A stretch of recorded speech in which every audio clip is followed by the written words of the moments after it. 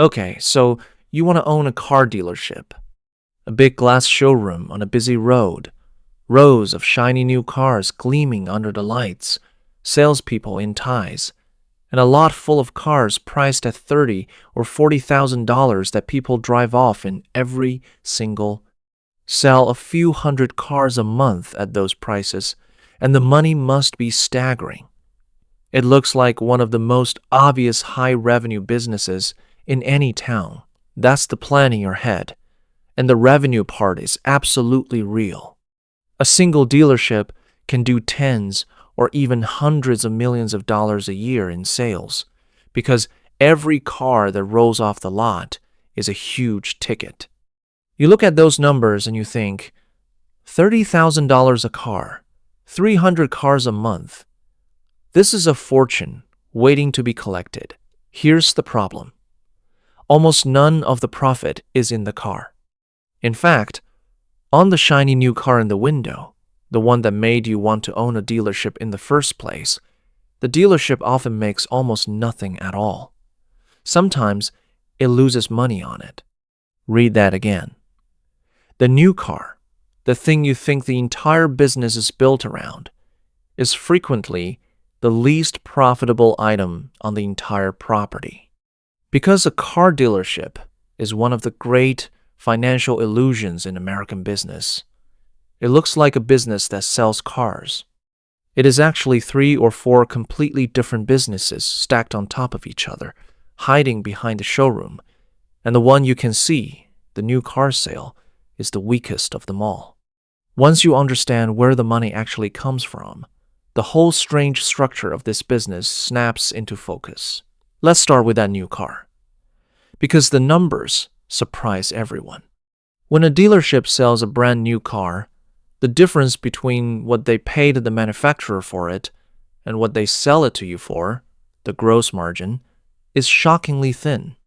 On many new cars, the actual profit margin on the sale itself is only a few percent, sometimes just a couple hundred or a couple $1,000s on a $30,000 vehicle. On a hot, in-demand model, they might do better. On a slow-moving one, they might sell it at essentially no profit just to move it off the lot. Why so thin? Because new car pricing is brutally transparent and brutally competitive. You can look up the invoice price. You can get quotes from 5 dealerships in an afternoon. You can walk. The manufacturer sets the terms, controls the supply, and every dealership in the region is selling the identical car, so they compete each other's margins down to almost nothing. The salesperson who spent 2 hours getting you to your price may have earned the dealership a razor-thin sliver on the actual vehicle. So, if the car itself barely makes money, how does a dealership, with its expensive land, its huge inventory, and its army of staff, not just survive, but often thrive? The answer is the 4 hidden businesses, and this is where it gets genuinely fascinating. The first hidden business is financing, and it's the big one. When you buy a car, most people don't pay cash, they take a loan. And here's what almost no buyer realizes. In most cases, the dealership is not just passing you along to a bank. The dealership arranges that loan, and the bank gives the dealership permission to mark up your interest rate. The bank might approve you at, say, 6%. The dealership is allowed to offer you that same loan at 8% and keep a big share of the difference over the life of the loan. That markup, that spread on your interest rate, can be worth more profit to the dealership than the entire sale of the car. Think about what that means. The car in the showroom, the thing you came for, is essentially the bait. The real product being sold, quietly, at the finance desk in that little office after you've already fallen in love with the car and mentally driven it home, is the loan. You negotiated hard on the price of the vehicle, felt good about the deal, and then in the finance office, you may have handed back more than you saved without ever seeing it happen. And the finance office doesn't stop at the interest rate. This is where they sell you the add-ons, and these are pure high-margin gold. the extended warranty, the gap insurance, the paint protection, the fabric protection, the tire and wheel package, the anti-theft etching. These products cost the dealership very little and are sold at enormous markups, and the finance manager is highly trained and highly motivated to sell them. Because this office, not the showroom floor, is one of the true profit centers of the entire operation. The person who sold you the car earns a modest commission. The person in the finance office who sold you the loan and the warranty may be the highest earner in the building. The second hidden business is the service and parts department, and this is the quiet, steady engine that keeps the whole dealership alive. The showroom is glamorous and unpredictable. Car sales swing wildly with the economy, with interest rates, with the season.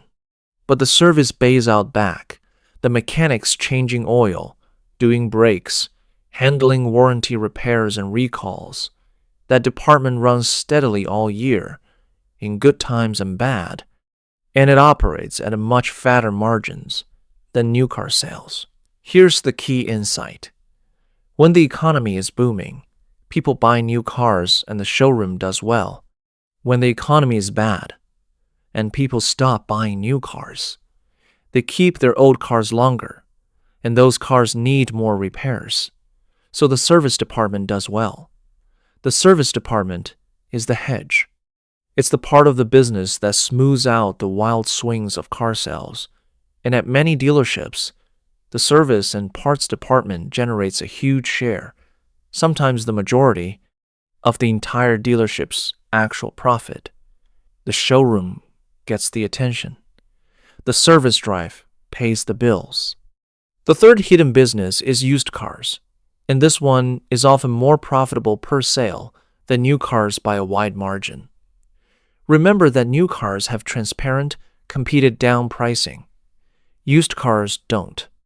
Every used car is unique, different mileage, different condition, different history, which makes it much harder for a buyer to comparison shop precisely, and that opacity is where margin lives. A dealership can buy a used car at a trade-in or an auction, recondition it in that same service department we just talked about, and sell it at a markup far healthier than anything they'd make on a new one. And where do those used cars come from? Largely from trade-ins, which reveals another quiet piece of the machine. When you trade in your old car as part of buying a new one, the dealership is running a second negotiation on the value of your trade that most buyers pay far less attention to than the price of the new car. Give a little too little on the trade-in, and that's more margin on a car they'll then recondition and resell at a profit. The trade-in is a second transaction hiding inside the first. So now you can see the real structure. This is the central inversion of the whole business. The dealership presents itself as a place that sells you a car, but the car sale is often the loss leader, the hook that gets you onto the property and into the process. The actual profit is harvested from the financing, the add-ons, the service department, and the used car and trade-in game. You think the negotiation is about the price of the car? The dealership knows the car price is the part they're most willing to give away, because they'll make it back, and more, everywhere else.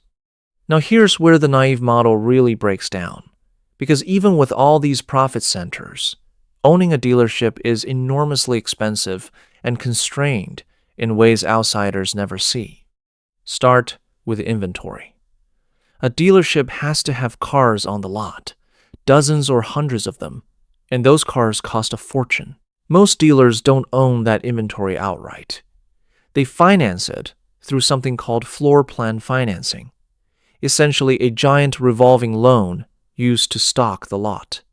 The dealer pays interest on that loan every single day those cars sit unsold, which means inventory that isn't moving isn't just a missed sale. It's an actively bleeding cost, racking up interest day after day. When interest rates rise, the cost of simply holding the cars on the lot climbs, squeezing the dealer before a single sale is made. Then there's the land itself, and it's enormous. A dealership needs acres of prime, visible, high-traffic commercial real estate for the showroom, the lot, the service bays, the customer parking. That is some of the most expensive land a retail business can require. And whether the dealer owns it or leases it, it's a massive fixed cost that doesn't care how many cars sold this month. Then there's the manufacturer, and this is the constraint that shocks people. A franchised new car dealer does not simply run their business however they like. They operate under a franchise agreement with the manufacturer, and the manufacturer holds enormous power. The manufacturer sets sales targets, requires the dealer to maintain the building and branding to exacting and expensive standards, mandates periodic multi-million-dollar facility renovations to match the latest corporate image, and controls which cars and how many the dealer even receives. The dealer put up the money and takes the risk, but the manufacturer writes many of the rules. You own the dealership, but you don't fully control it. Then there's the staff, which is large and expensive. Salespeople, sales managers, finance managers, mechanics, service advisors, parts staff, office and administrative people, detailers, lot attendants. A dealership is a big operation with a big payroll, and much of the sales force works on commission, which aligns them to sell hard, sometimes harder than the customer experience can bear. Before we get to how a dealership actually fails, it's worth naming why, despite all of this, a good dealership can be a genuinely excellent business, because they can. When it works, you have multiple profit centers that hedge each other. The finance office prints money on every deal. The service department provides steady, recession-resistant, high-margin income. The used car operation runs fat margins. And the whole thing sits on valuable real estate that tends to appreciate over time. A well-run dealership is a cash-generating machine, which is exactly why dealership groups get bought and sold for enormous sums, and why owning even one franchise can make a family genuinely wealthy over decades. So how does a business with this many ways to make money still go wrong? The first way is the economic cycle hitting the showroom hard. Car sales, especially new car sales, are extremely sensitive to the broader economy and to interest rates. When rates spike or a recession hits, people delay buying a new car, and showroom volume can fall off a cliff. If the dealer is carrying a huge interest-bleeding inventory on floor plan financing when that happens, they're paying daily interest on cars nobody's coming in to buy. The service department cushions the blow, but a sharp downturn can still turn a profitable dealership into a losing one fast. The second way is inventory caught on the wrong side of a shift. A dealer stocks up on big trucks and SUVs right before gas prices spike, and buyers suddenly want fuel-efficient cars, or loads up on gas cars just as the market lurches toward electric. Now they're sitting on a lot full of vehicles the public doesn't want, bleeding floor plan interest every day, forced to discount hard to move them. Getting the inventory bet wrong on models, on fuel type, on timing, can wipe out a year of profit. The third way is the manufacturer relationship going bad, or a mandated renovation landing at the worst time. The manufacturer decides every dealership in the network must rebuild its showroom to a new corporate standard, a multi-million-dollar project the dealer must fund, whether or not this is a good year for them. Or the manufacturer, unhappy with the dealer's sales numbers, makes life difficult. The dealer, who thought they were their own boss, discovers exactly how much power sits with the corporation whose sign is on the building. So let's put it in plain mechanical terms. Picture a mid-sized dealership. On the new car side, it might sell a few hundred cars a month, at a very thin margin, maybe a few hundred to a couple $1,000s of gross profit per car, sometimes less. On its own, that side barely covers the enormous overhead of the land, the inventory interest, and the staff. But then layer in the finance office, adding significant profit to a large share of those deals through rate markup and add-ons.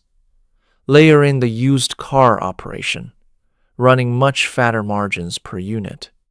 And layer in the service and parts department, grinding out steady, high-margin revenue every single day regardless of how the showroom is doing.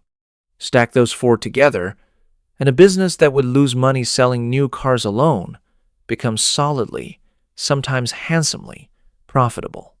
In the optimistic version, the economy is healthy, interest rates are reasonable, your inventory matches what buyers want, your finance office is performing, your service bays are full, and your used car operation is humming.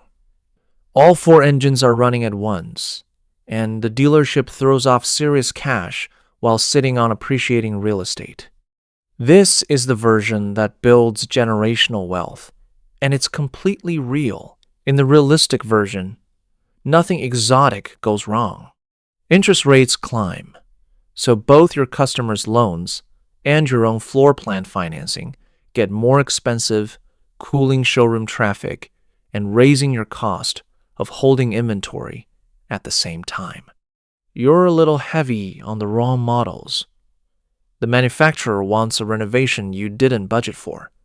New car margins, thin to begin with, get squeezed toward zero, and you find yourself leaning almost entirely on the service department and the finance office to keep the whole operation in the black, while the showroom, the glamorous part everyone thinks is the business, quietly contributes almost nothing.